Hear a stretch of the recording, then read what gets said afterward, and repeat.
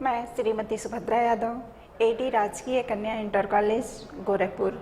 बच्चों, आज हमारे अध्ययन का विषय है समकालीन भारत 2 भूगोल। भूगोल का पहला पाठ संसाधन एवं विकास। आज हम भाग 1 पढ़ेंगे।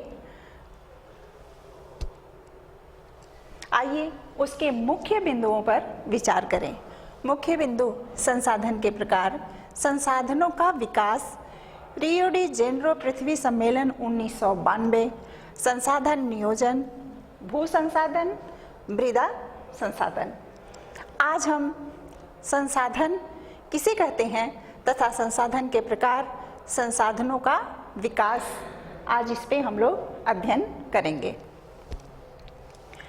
संसाधन, आइए बच्चों यह जानने की कोशिश करें कि संसाधन किसे कहते हैं। हमारे पर्यावरण में उपलब्ध प्रत्येक वस्तु जो हमारी आवश्यकताओं को पूरा करने में प्रयुक्त की जा सकती है और जिसको बनाने के लिए प्रौद्योगिकी उपलब्ध है, जो आर्थिक रूप से संभाव्य और सांस्कृतिक रूप से मान्य है।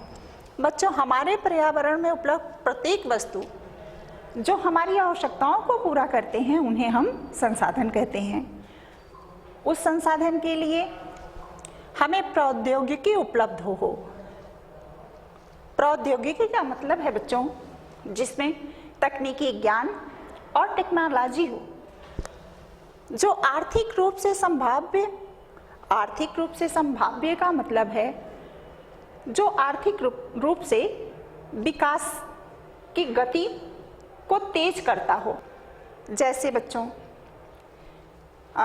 अनेक प्रकार के खनिज संसाधन हमारी पृथ्वी पर हैं, लेकिन वो खनिज संसाधन तब तक हम उसका कोई महत्व नहीं है जब तक हम उसे प्रौद्योगिकी द्वारा अपने उपयोग में नहीं ला लेते।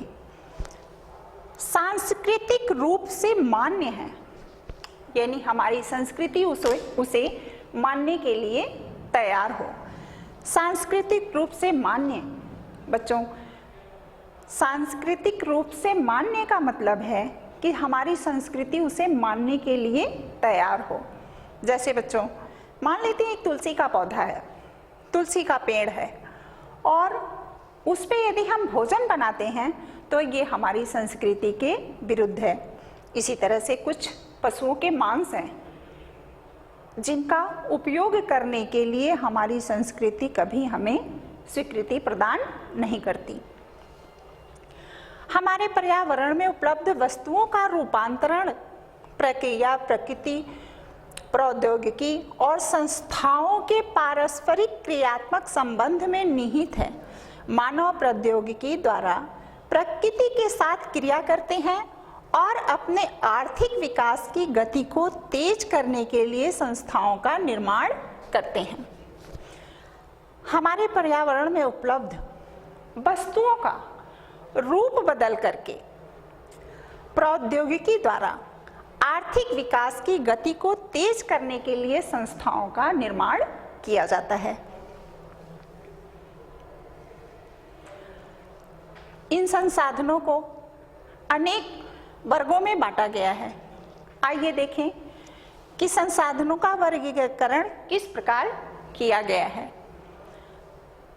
संसाधनों का वर्गीकरण: पहला है उत्पत्ति के आधार पर जैव और अजैव, समाप्यता के आधार पर नवीकरण और अनवीकरण योग्य, स्वामित्व के आधार पर व्यक्तिगत, सामुदायिक, राष्ट्रीय और अंतर्राष्ट्रीय, विकास के स्तर के आधार पर संभावी, विकसित, भंडार और संचित कोष। आइए इसकी विस्तृत जानकारी प्राप्त करें। संसाधनों के प्रकार: पहला है उत्पत्ति के आधार पर। उत्पत्ति के आधार पर बच्चों संसाधनों को 2 भागों में बांटा गया है। पहला जैव संसाधन, दूसरा अजैव संसाधन। जैव संसाधन: इन संसाधनों की प्राप्ति जीव मंडल से होती है और इनमें जीवन व्याप्त है, जैसे मनुष्य, वनस्पति जात, प्राणी जात, मत्स्य जीवन, पशुधन आदि। जैव मंडल: जिस संसाधनों की प्राप्ति जीव मंडल से होती है, यानी जिसमें जीवन हो वो जैव है। जैसे मनुष्य, वनस्पति जिसमें प्राण हो, मछली जीवन, मत्स्य जीवन यानी समुद्रों में रहने वाले जीव, पशुधन, पशु, पक्षी आदि हमारे जैव संसाधन हैं। दूसरा है अजैव संसाधन। अजैव संसाधन किसे कहते हैं? वे सारे संसाधन जो निर्जीव वस्तुओं से बने हैं अजैव संसाधन कहलाते हैं। जैसे चट्टानें, धातुएं आदि।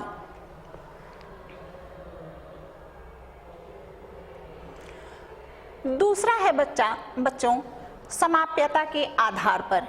इसे भी दो भागों में बांटा गया है। आइए देखें कि कौन कौन से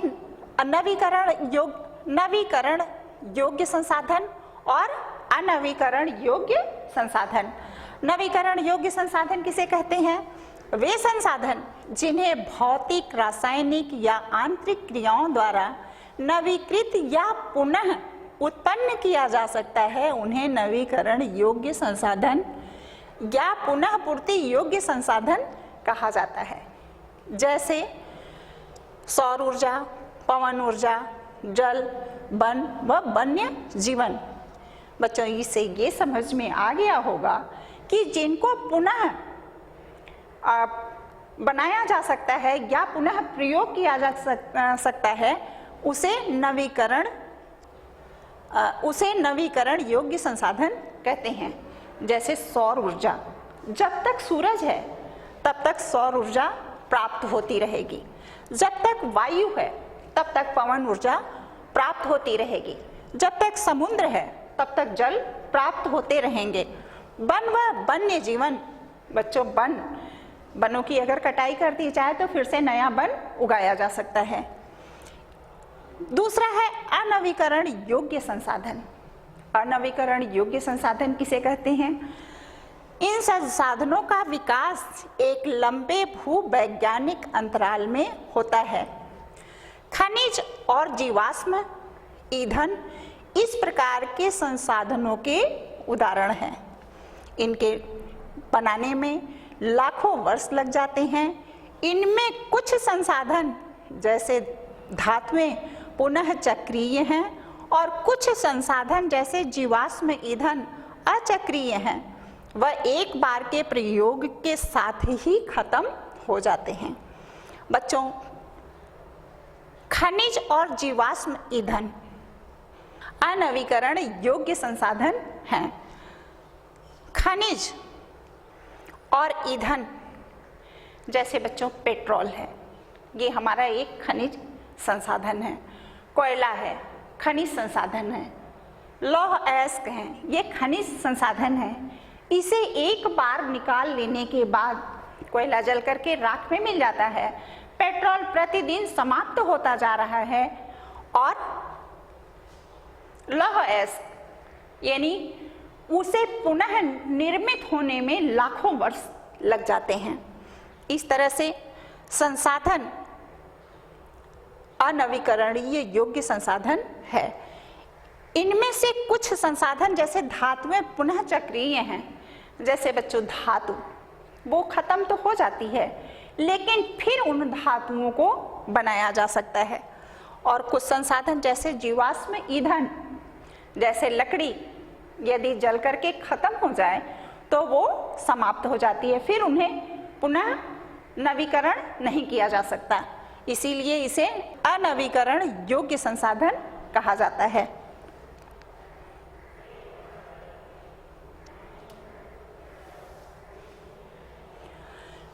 तीसरा है बच्चों स्वामित्व के आधार पर।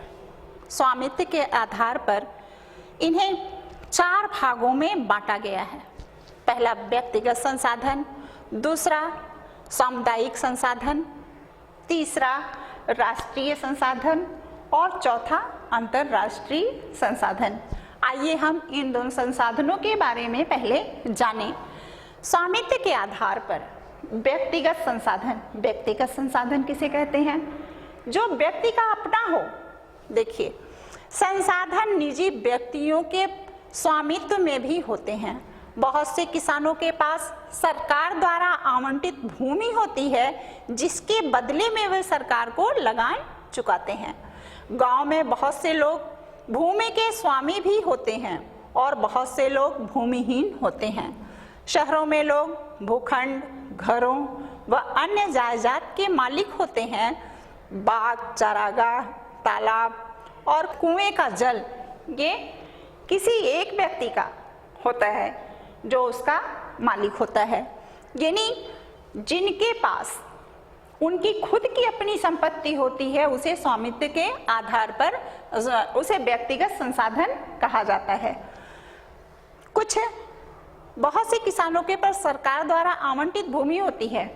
बहुत से किसानों के पास सरकार द्वारा दी हुई जमीन होती है, दी हुई भूमि होती है, जिस पे वो खेती करता है, लेकिन उस खेती के बदले वो सरकार को लगान चुकाता है। सामुदायिक स्वामित्व वाले संसाधन। सामुदायिक स्वामित्व वाले संसाधन किसे कहते हैं? ये संसाधन समुदाय के सभी सदस्यों को उपलब्ध होते हैं। जैसे गांव की सम्मिलात भूमि, चारण भूमि, श्मशान भूमि, तालाब इत्यादि। और नगरीय क्षेत्रों के सार्वजनिक पार्क, पिकनिक स्थल और खेल के मैदान वहाँ रहने वाले सभी लोगों के लिए उपलब्ध है। बच्चों, सामुदायिक स्वामित्व वाले संसाधन यानी जो पूरे समुदाय का हो, उसे सामुदायिक स्वामित्व वाले संसाधन कहा जाता है। जैसे गांवों में चारण भूमि यानी कुछ भूमि होती है, बंजर भूमि होती है या भूमि होती है जिसपे पशु जाकर के अपना आहार ग्रहण करते हैं, पशु चारण के लिए जाते हैं। श्मशान भूमि, श्मशान घाट पे किसी एक व्यक्ति का नहीं होता है, पूरे समुदाय का अधिकार होता है। तालाब होते हैं जो पूरे समुदाय के लिए होता है। बच्चों, ये तो गांव के हो गए, लेकिन शहरों में जैसे सार्वजनिक पार्क हो गया, किसी एक व्यक्ति के लिए नहीं होता है, बल्कि वो पूरे समुदाय के लिए होता है। पिकनिक स्थल हो गया, खेल का मैदान हो गया, रेलवे स्टेशन हो गया, बस अड्डे हो गए, ये सारे सामुदायिक स्वामित्व वाले संसाधन हैं। तीसरा है राष्ट्रीय संसाधन। राष्ट्रीय संसाधन किसे कहते हैं? तकनीकी तौर पर देश में पाए जाने वाले सारे संसाधन राष्ट्रीय हैं। देश की सरकार को कानूनी अधिकार है कि वह व्यक्तिगत संसाधनों को भी आम जनता के हित में अधिग्रहित कर सकती है। आपने देखा होगा कि सड़कें, नहरें और रेल लाइनें व्यक्तिगत स्वामित्व वाले खेतों में बनी हुई है। शहरी विकास प्राधिकरण को सरकार ने भूमि अधिग्रहण का अधिकार दिया हुआ है। सारे खनिज पदार्थ, जल संसाधन, वन, वन्य जीवन, राजनीतिक सीमाओं के अंदर सारी भूमि, 12 समुद्री मील तक, महासागरीय क्षेत्र व इनमें पाए जाने वाले संसाधन राष्ट्र की संपदा है। बच्चों, सरकार को ये अधिकार है कि जो आपकी भूमि है, जो आपकी जमीन है, यदि सार्वजनिक हित के लिए सरकार चाहे, सरकार को यदि सड़क बनाना हो जो सार्वजनिक हित में हो, तो आपकी भूमि को सरकार अधिग्रहण करके उस पे सड़क बना सकती है। बच्चों, बहुत सी भूमि होती है, जब लोग घर बनवाते हैं तो उस जमीन के अंदर खनिज संसाधन यदि प्राप्त हो जाते हैं तो वो भूमि सरकार की हो जाती है। सरकार उसे अधिग्रहित करके आपको उसके बदले मुआवजा दे करके या आपको कहीं और जमीन दे करके आपको वहां से, आपको अपनी भूमि से वंचित कर सकती है। चाहे सड़क बनाना हो या नहरें बनानी हो या रेलवे लाइन का निर्माण करना हो, सरकार को यदि इन निर्माण में आपकी व्यक्तिगत जमीन यदि बाधा बनती है तो सरकार उसे अधिग्रहित करके आपको उससे वंचित कर सकती है।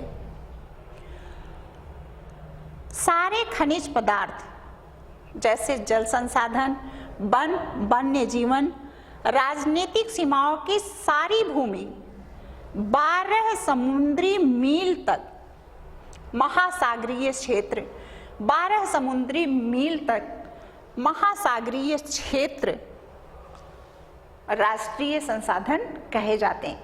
वैसे तो बच्चों राष्ट्र के अंदर जितने भी खनिज संसाधन वे सारे राष्ट्रीय संसाधन हैं। इसमें पाए जाने वाले संसाधन राष्ट्र की संपदा होती है। 12 मील के अंदर जितने भी संसाधन पाए जाते हैं वे सारे राष्ट्र की संपत्ति होते हैं। चौथा है अंतरराष्ट्रीय संसाधन। अंतरराष्ट्रीय संसाधन किसे कहते हैं? कुछ अंतरराष्ट्रीय संस्थाएं संसाधनों को नियंत्रित करती हैं।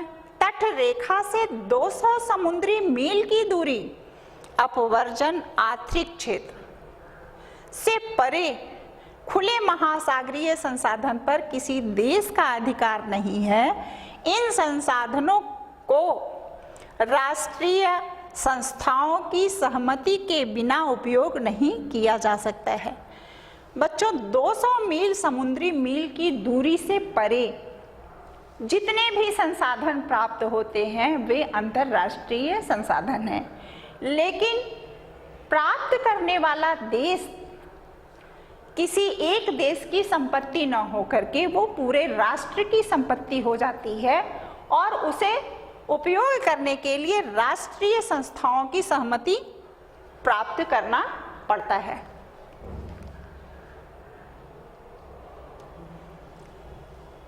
चौथा है विकास के आधार पर। विकास के आधार पर भी संसाधनों को 4 भागों में बांटा गया है। पहला संभावी, दूसरा विकसित संसाधन, तीसरा भंडार और चौथा संचित कोष। आइए 2 संसाधनों के बारे में देखें। विकास के स्तर पर संभावी संसाधन। आइए संभावी संसाधन किसे कहते हैं इसे जानने की कोशिश करें। यह वे संसाधन हैं जो किसी प्रदेश में विद्यमान होते हैं परंतु इनका उपयोग नहीं किया गया है। उदाहरण के तौर पर भारत के पश्चिमी भाग विशेषकर राजस्थान और गुजरात में पवन और सौर ऊर्जा संसाधन की अपार संभावना है परंतु इनका सही ढंग से विकास नहीं हुआ है। बच्चों गुजरात और राजस्थान में पवन ऊर्जा और सौर ऊर्जा का बहुत अधिक भंडार है, लेकिन तकनीकी और टेक्नोलॉजी का प्रयोग न होने के कारण इन संसाधनों का सही ढंग से विकास नहीं हो पा रहा है। इसमें विकसित संसाधन वे संसाधन जिनका सर्वेक्षण किया जा चुका है और उनके उपयोग की गुणवत्ता और मात्रा निर्धारित की जा चुकी है, विकसित संसाधन कहलाते हैं। विकसित संसाधन किसे कहते हैं? विकसित संसाधन जिनका सर्वेक्षण किया जा चुका है, जिनकी गुणवत्ता प्राप्त की जा चुकी है, जिनकी मात्रा ज्ञात की जा चुकी है कि किस मात्रा में कितनी गुणवत्ता के कितने संसाधन प्रयोग में आएंगे, इसे जान चुके हैं। ये संसाधन विकसित संसाधन कहलाते हैं। संसाधनों का विकास प्रौद्योगिकी और उनकी संभाव्यता के स्तर पर निर्भर करता है। बच्चों इन संसाधनों का निर्माण करने के लिए उसकी गुणवत्ता मापने के लिए प्रौद्योगिकी का उपयोग किया जाता है।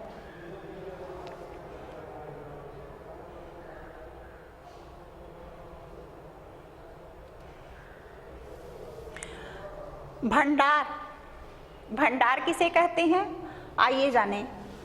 पर्यावरण में उपलब्ध वे पदार्थ जो मानव की आवश्यकताओं की पूर्ति कर सकते हैं, परंतु प्रयुक्त औद्योगिकी के अभाव में उसकी पहुंच से बाहर हैं, भंडार में शामिल है।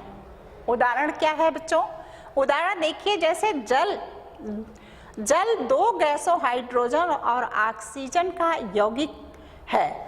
हाइड्रोजन ऊर्जा का मुख्य स्रोत बन सकता है, परंतु इस उद्देश्य से इसका प्रयोग करने के लिए हमारे पास उन्नत तकनीकी ज्ञान नहीं है। बच्चों, जैसे जल में दो गैसें पाई जाती हैं, हाइड्रोजन और ऑक्सीजन। हाइड्रोजन बच्चों ऊर्जा का स्रोत है, इससे बहुत अधिक ऊर्जा प्राप्त होती है, लेकिन तकनीकी ज्ञान न होने के कारण और टेक्नोलॉजी न होने के कारण हम इसका सही ढंग से विकास नहीं कर पा रहे हैं। चौथा है संचित कोष। संचित कोष किसे कहते हैं? आइए देखें। यह संसाधन भंडार का ही हिस्सा है, जिन्हें उपलब्ध तकनीकी ज्ञान की सहायता से प्रयोग में लाया जा सकता है, परंतु इसका उपयोग अभी आरंभ नहीं हुआ है। इनका उपयोग भविष्य में आवश्यकता पूर्ति के लिए किया जा सकता है। जैसे नदियों के जल को विद्युत पैदा करने में प्रयुक्त किया जा सकता है, परंतु वर्तमान समय में इसका उपयोग सीमित पैमाने पर ही हो रहा है। इस प्रकार के बांधों में जल, वन आदि संचित कोष हैं, जिनका उपयोग भविष्य में किया जा सकता है। बच्चों, बिजली आज भी हमारे देश में पैदा की जाती है, बांध बना के नदियों से, लेकिन आज यह संसाधन भंडार का हिस्सा है। नदियों पे बांध बना करके बिजली उत्पन्न की जा सकती है, लेकिन भविष्य के लिए इसे संचित करने में अभी हम लोग पीछे हैं। इसी तरह से वन है बच्चों, जिसे संचित तो किया जा सकता है, लेकिन अभी इसमें हम बहुत पीछे हैं। इस तरह से हमने संसाधनों का वर्गीकरण पढ़ा। आइए संसाधनों का विकास, इसे भी जानने की कोशिश करें। संसाधन जिस प्रकार मनुष्य के जीवन यापन के लिए अति आवश्यक है, उसी प्रकार जीवन की गुणवत्ता बनाए रखने के लिए भी महत्वपूर्ण है। बच्चों, जिस प्रकार से हमारे जीवन के लिए संसाधन आवश्यक है, उसी प्रकार से जीवन की गुणवत्ता बनाए रखने के लिए भी संसाधन बहुत ही महत्वपूर्ण है। ऐसा विश्वास किया जाता है कि संसाधन प्रकृति की देन है। बच्चों, प्रकृति में अनेक प्रकार के संसाधन पाए जाते हैं। संसाधन अनेक प्रकार के होते हैं, खनिज संसाधन, प्राकृतिक संसाधन आदि। मानव ने प्रकृति की देन है, परिणाम स्वरूप मानव ने इसका अंधाधुंध उपयोग किया है, जिसमें निम्नलिखित मुख्य समस्याएं पैदा हो गई हैं। यानी पृथ्वी पर अनेक प्रकार के संसाधन हैं।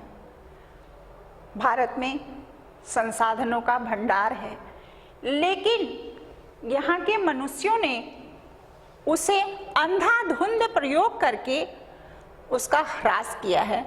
आइए जानें कि किस प्रकार से मनुष्यों ने इसका अंधाधुंध प्रयोग किया है। कुछ व्यक्तियों के लिए लालच व संसाधनों का ह्रास, यानी कुछ व्यक्ति लालचवश संसाधनों का दुरुपयोग करते हैं। जैसे बच्चों, एक व्यक्ति वन में रहता है, यदि वो चाहे तो वन से अपनी जीविका चला सकता है, वन से अपने पेट को भर सकता है, लेकिन उसका लालच उसे इतना बढ़ा देता है कि वो वनों की कटाई धीरे धीरे करना शुरू करता है और यहाँ तक पहुँच जाता है कि सारे वन समाप्त कर देता है, सिर्फ अपने विकास के लिए उन वनों को काट करके उसे बाजार में बेचना शुरू कर देता है। संसाधन समाज के कुछ ही लोगों के हाथ में आ गए हैं। कुछ उन्हीं संसाधनों को का प्रयोग करके बहुत अमीर हो गए हैं और कुछ बहुत गरीब हैं। संसाधन के अंधाधुंध शोषण से वैश्विक पारिस्थितिकीय संकट पैदा हो गया है, जिसे भूमंडलीय तापन, ओजोन परत, अवक्षय, पर्यावरण प्रदूषण और भूमि निम्नीकरण आदि है। बच्चों, इस प्रकार से अंधाधुंध प्रयोग से, मनुष्यों के अंधाधुंध प्रयोग से अनेक प्रकार की समस्याएं पैदा हो गई हैं।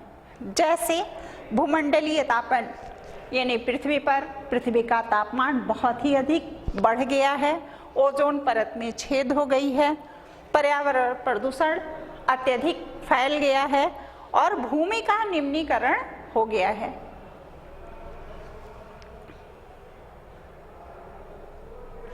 बच्चों, इस प्रकार से हमने संसाधन एवं विकास के बारे में जानकारी प्राप्त की। किस प्रकार से संसाधन हमारी मदद करते हैं, संसाधनों का प्रयोग हम करते हैं, संसाधन हमारे विकास में कैसे सहायक होते हैं, संसाधनों को कितने वर्गों में बांटा गया है, संसाधनों के अधिक प्रयोग से हमें क्या हानि हो रही है, इसे मैंने पढ़ा। पाठ यही समाप्त करते हैं बच्चों। अगले पाठ में फिर मिलेंगे, विकास एवं संसाधन का दूसरा भाग हम फिर पढ़ेंगे। तब तक के लिए धन्यवाद।